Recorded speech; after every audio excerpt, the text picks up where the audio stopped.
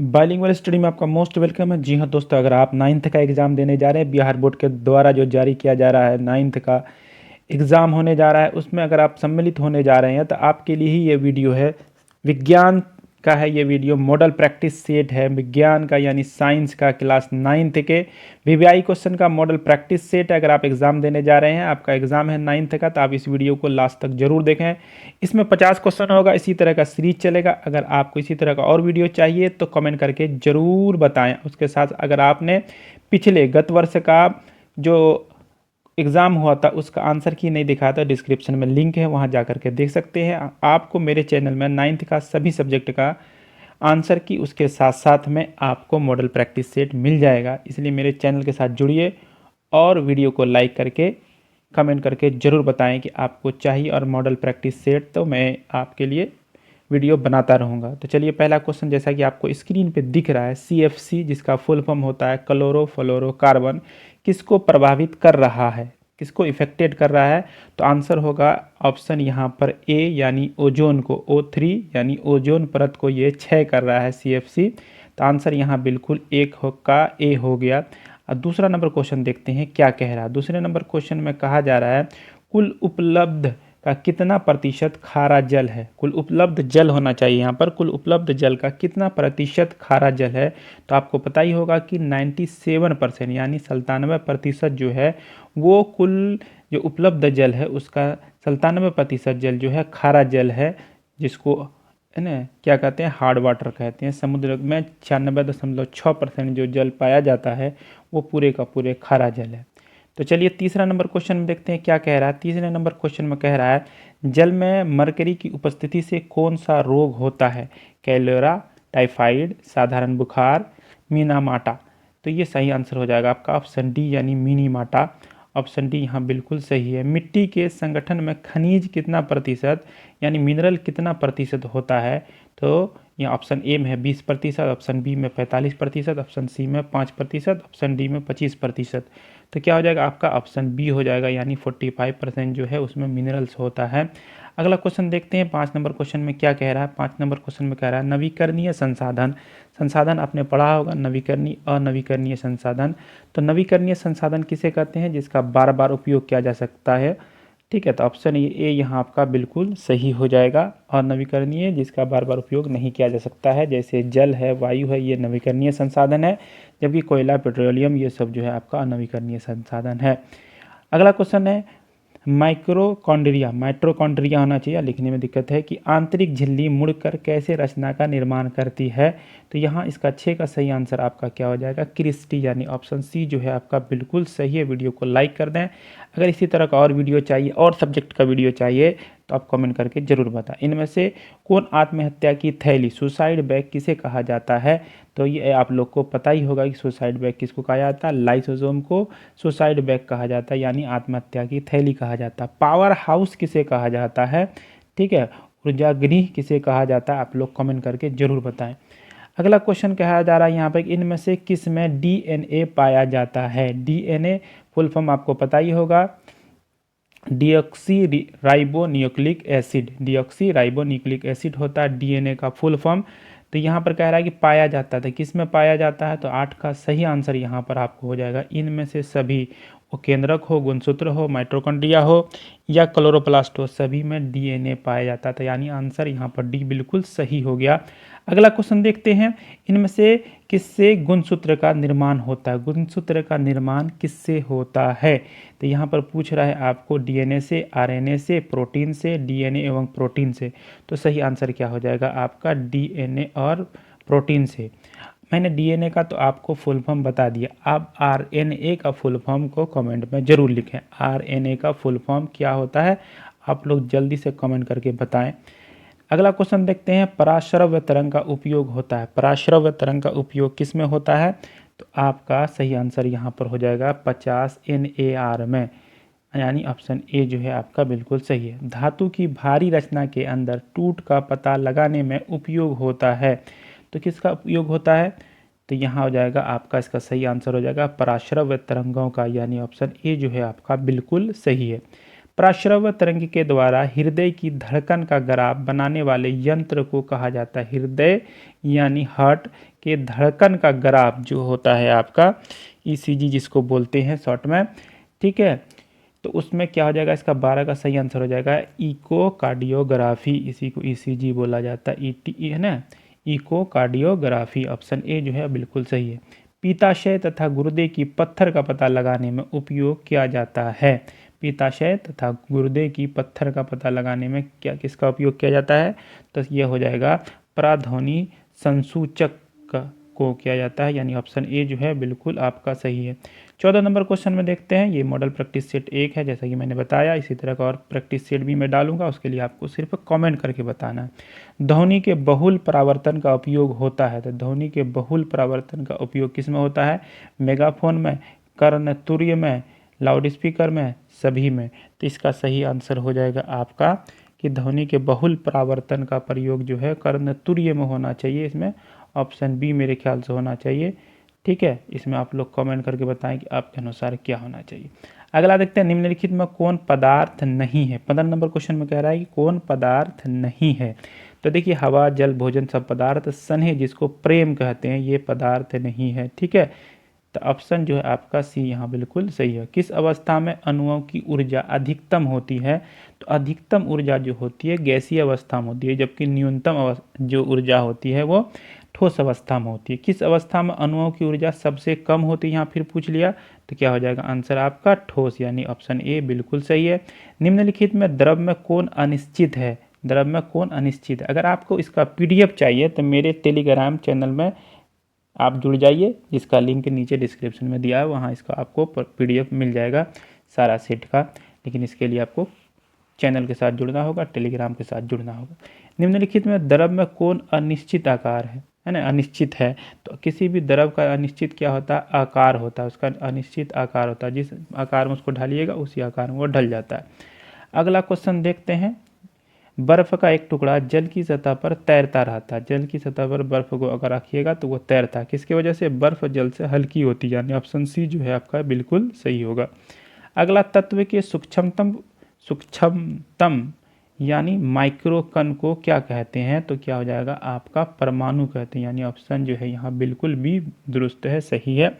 Video को like जरूर कर दें। एक से अधिक तत्वों के संयोग से क्या बनता है, तो एक से अधिक तत्वों के संयोग से यौगिक बनता है, यानी ऑप्शन ए जो है, जैसे जल एक यौगिक है जिसमें दो तत्व है, हाइड्रोजन और ऑक्सीजन। हाइड्रोजन के 2 परमाणु, ऑक्सीजन के 1 परमाणु से मिले हुए H2O होता है जल का सूत्र, आपको पता ही होगा।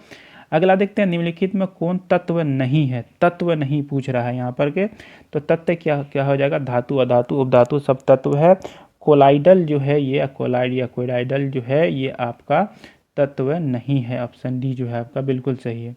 अगला देखते हैं, निम्नलिखित में कौन शुद्ध पदार्थ नहीं है। शुद्ध पदार्थ कह रहा है कि प्योर जो है यहाँ पर पदार्थ कौन नहीं है, तो 23 का सही आंसर क्या हो जाएगा आपका, गंगा जल जो है शुद्ध पदार्थ नहीं है, बाकी सब यहाँ शुद्ध पदार्थ है। निम्नलिखित में शुद्ध पदार्थ कौन है, तो वही कह दिया शुद्ध पदार्थ यहाँ पर कौन है, तो यहाँ पर हो जाएगा आपका अस्त्रावित जल, माने बहने वाला जल जो है ये आपका शुद्ध पदार्थ है। बाकी समुद्र का जल या गंगा जल, सॉरी इसमें से जो है आपका कोई नहीं हो जाएगा, इनमें से कोई नहीं हो जाएगा। 24 नंबर का सही आंसर क्या हो जाएगा, देखिए यहाँ पर नहीं, ये एक ए नंबर ठीक है, ठीक है आपका ए ठीक है, अस्त्रावित जल।